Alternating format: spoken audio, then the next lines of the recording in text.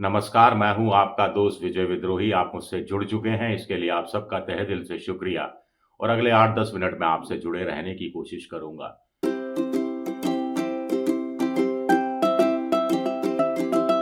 तो संसद का शीतकालीन सत्र समाप्त हो गया। ये सत्र कई मायनों में ऐतिहासिक रहा। पहली बार देश के उपराष्ट्रपति राज्यसभा के सभापति के खिलाफ अविश्वास का नोटिस दिया गया। ये नोटिस खारिज हो गया और खारिज करने के कारण जो बताए गए वो बड़े हास्यास्पद हैं। इस पर बात करेंगे आगे। दूसरा, पहली बार संसद परिसर के अंदर सत्ता पक्ष के और विपक्ष के लोगों के बीच में जबरदस्त धक्का-मुक्की हुई। दोनों साइड के कुछ सांसद घायल हुए, कुछ नौटंकी, ड्रामेबाजी हुई, एफआईआर दोनों तरफ से दर्ज की गई। तो कुल मिलाकर सवाल उठता है कि संसद परिसर का पूरा अहाता तो मोटे तौर पर लोकसभा अध्यक्ष के तहत आता है। तो फिर एफआईआर बाहर क्यों दर्ज की गई? लोकसभा अध्यक्ष के पास क्यों नहीं दोनों पक्ष इस रूप में गए? गए वो शिकायत करने, लेकिन एफआईआर बाहर क्यों दर्ज की गई?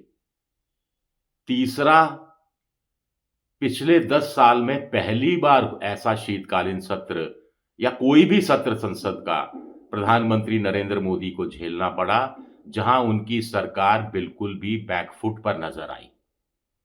जहां उनके चाणक्य ने सबसे बड़ा ब्लंडर किया, इतना बड़ा ब्लंडर किया कि मोदी सरकार हिलती हुई दिख रही है।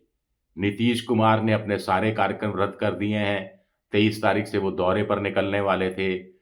किसी से बात नहीं कर रहे, घर के अंदर बंद हैं, कहा जा रहा है तबीयत ठीक नहीं है। जब-जब नीतीश कुमार घर में बंद हो जाते हैं, बयानबाजी करना, दौरों पर जाना बंद कर देते हैं, तब तक वो कुछ कर देते हैं, पाला बदल लेते हैं। चंद्रबाबू नायडू खामोश हैं, चिराग पासवान खामोश हैं, रामदास आठवले खामोश हैं।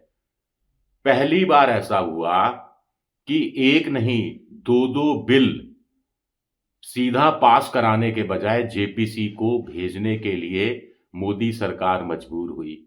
पिछले मानसून सत्र में जो वक्फ बिल लाया गया था, उसको इस शर्त पर जेपीसी को भेजा गया था कि मौजूदा शीतकालीन सत्र के पहले हफ्ते के पहले फ्राइडे को सदन में रिपोर्ट रख दी जाएगी, लेकिन समय मांग लिया गया और समय दे भी दिया गया। दूसरा, one nation one election bill पेश हुआ और उसको पास कराने में सरकार कामयाब तो हुई, लेकिन उसकी बड़ी किरकिरी हुई कि 20 उसके सांसद ही व्हिप जारी करने के बावजूद गायब हो गए। जिसमें बड़े-बड़े मंत्री ज्योतिरादित्य सिंधिया हों, चाहे गडकरी हों, चाहे गिरिराज सिंह हो, बड़े-बड़े मंत्री भी शामिल थे। और मजबूर होकर सरकार को ये वन नेशन वन इलेक्शन वाला बिल भी जेपीसी यानी जॉइंट पार्लियामेंट्री कमेटी को सौंपना पड़ा। अब शीतकालीन सत्र तो समाप्त हो गया, लेकिन क्या मुद्दे भी समाप्त हो गए? क्या खास तौर से अमित शाह ने जो कथित रूप से बाला साहब अम्बेडकर का माफ कीजिएगा,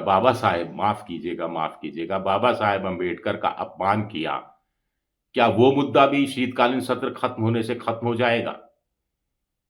एफआईआर दर्ज है राहुल गांधी के खिलाफ। 109 वाली धारा के अलावा भी कुछ धाराएं हैं। हालांकि कुछ लोग कह रहे हैं 109 दिल्ली पुलिस ने हत्या के प्रयास वाली धारा लगाने से इनकार कर दिया, लेकिन जो विपक्ष ने एफआईआर दर्ज कराई है, उसको पुलिस ने अभी स्वीकार नहीं किया है जब मैं ये वीडियो बना रहा था। खैर, सबसे बड़ी बात है कि शीतकालीन सत्र तो खत्म हो गया। कल ये जो हंगामा हुआ था, धक्का-मुक्की हुई थी, उसके 24 घंटे बाद शीतकालीन सत्र साइने डाई घोषित कर दिया गया, लेकिन वीडियो फुटेज अभी तक नहीं दी गई है। कायदा तो ये होना चाहिए था कि जब इतना देश भर में उबाल था, दोनों तरफ के कार्यकर्ता सड़कों पर थे, कहीं भी हिंसा हो सकती थी, तनाव पैदा किया हो सकता था, तनाव पैदा किया करवाया जा सकता था। ऐसे समय में सबसे बड़ी बात है कि सरकार का जो सरकारी फुटेज है सीसीटीवी का, जो चप्पे-चप्पे पर सीसीटीवी कैमरे नई संसद के बाहर लगाए गए हैं, अंदर लगाए गए हैं, जहां 24 घंटे की मॉनिटरिंग होती है, तो वो सीसीटीवी फुटेज कहाँ है? चलिए हमें नहीं दीजिए, विपक्ष को नहीं दीजिए, पत्रकारों को नहीं दीजिए, क्या दिल्ली पुलिस को भी वो सीसीटीवी फुटेज भेजी गई है? जो राहुल गांधी पर हत्या से लेकर दूसरे मामलों का जो एफआईआर दर्ज की है, उसकी जाँच कर रही है, जाँच का काम शुरू हो गया है, पता नहीं। दिल्ली पुलिस ने सीसीटीवी फुटेज चैनल वालों से माँगा है, पता नहीं। सीसीटीवी फुटेज जो मोबाइल पर शूट कर रहे थे, उन पत्रकारों से माँगा है, पता नहीं।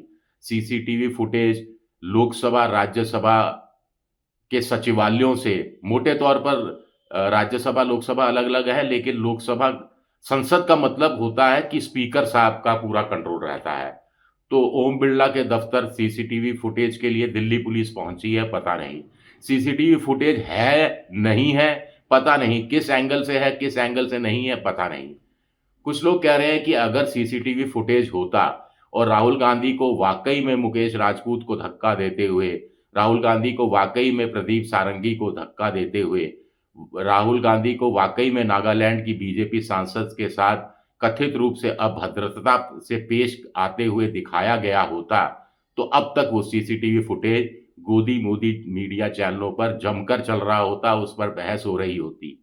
अब तो ये भी कहा गया है कि संबित पात्रा की तरफ से कि राहुल गांधी पर एफआईआर दर्ज की जाएगी एससी एसटी एक्ट के तहत, क्योंकि वो जो महिला है, महिला सांसद है, वो एसटी के तहत आती हैं शायद। आप करिए, लेकिन जांच का तरीका भी तो सामने आना चाहिए। पूरा देश कह रहा है साहब सीसीटीवी दिखा दो, क्योंकि जो बीजेपी आरोप लगा रही है और जो अभी तक सोशल मीडिया पर वीडियो वायरल हो रहा है, अलग-अलग एंगल से शूट किया हुआ, वो आपस में मैच नहीं कर रहा है, आपस में मेल करता हुआ दिख नहीं रहा है। राहुल गांधी कहीं भी साफ तौर पर या दूर के लॉन्ग शॉट पर भी कहीं भी उलझते हुए दिखाई नहीं दे रहे हैं। जबकि वो तो सारंगी के पास जाकर ये कहते हुए दिखाई दे रहे हैं, जो एक मैंने वीडियो देखा कि भाई क्या हुआ सांसद साहब को? तो कुछ लोगों ने चिल्लाना शुरू कर दिया, निशिकांत दुबे ने चिल्लाना शुरू कर दिया और अगर राहुल गांधी ने धक्का दिया होता, तो राहुल गांधी उस सांसद महोदय के पास आकर जाकर ये क्या बेवकूफ़ी करते कहने की कि भाई क्या हुआ सांसद साहब को? गुंडा कह दिया गया उनको। फिर बार-बार रिपीट कर रहा हूँ, एक बार फिर रिपीट कर देता हूँ। मुकेश राजपूत ने कहा कि राहुल गांधी आगे खड़े थे और पीछे से धक्का आया। तो उनके पीछे से धक्का आया तो बीजेपी सांसदों ने ही धक्का दिया। आगे राहुल गांधी के पीछे से धक्का आया तो इसके लिए राहुल गांधी को कैसे दोषी ठहराया जा सकता है? और मुकेश राजपूत पर पीछे से अगर धक्का आया, बीजेपी सांसदों का धक्का आया और मुकेश राजपूत सारंगी पर गिर गए, जैसा कि सारंगी ने कहा कि एक सांसद मुझ पर गिर गया, वो सांसद मुझ पर गिर गया जिसको राहुल गांधी ने गिराया था। कौन सा सांसद गिर गया उनको याद नहीं है, लेकिन राहुल गांधी ने गिराया ये पता है उनको। ये भी अपने आप में विचित्र बात है। खैर बहुत सारे सवाल है जो शीतकालीन सत्र अधूरे छोड़ गया है और ये बात अधूरे छोड़ गया है, इसलिए ये बात यहां खत्म नहीं होगी। ये अगले अगले बजट सत्र तक भी चलने वाला है, जो जनवरी के आखिरी दिनों में शुरू होता है, जब बजट भी पेश किया जाएगा।